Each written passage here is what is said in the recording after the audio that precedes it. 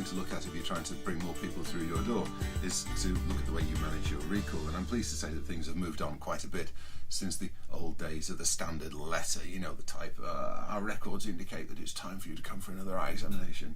Nowadays we can do a great deal with multi-platform recall. Multi-platform means that we might be looking at a hybrid combination of email, of letters, of SMS messaging, of postcards and of telephone, and the one of those that you use depends upon the type of customer that you're trying to attract.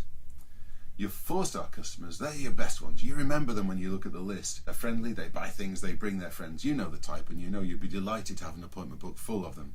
Now the great news is that the 4-star customers respond extremely well to the right person on the phone, just giving them a polite call to say, hey, it's time for an eye examination, why don't you come and see us?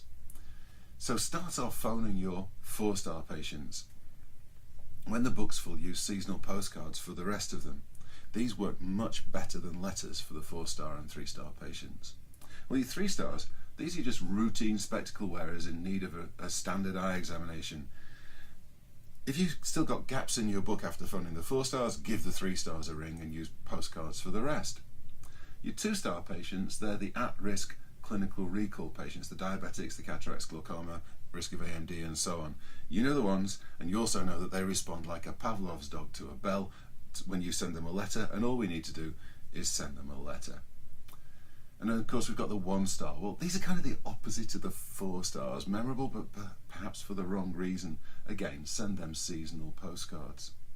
One final thought on recall: don't ignore your lapsed patients. Remember that when people don't respond to your recall, it doesn't mean they've gone somewhere else.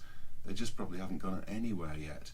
But send them something different. Don't just keep nagging them with increasingly stroppy letters about their eye examination. Send them something else. And we found that an incentivized recall card, if you've got a campaign running, is a really good idea. And very, very strong suggestion here when you look to organise your recall properly is to appoint a book filler. Don't ask somebody to go and do the recall letters. Ask them to fill your appointment book. It's probably the most important job in the practice. All the training on this is available online in the Practice Buddy, and I look forward to seeing you in the next video where we'll be talking about local marketing.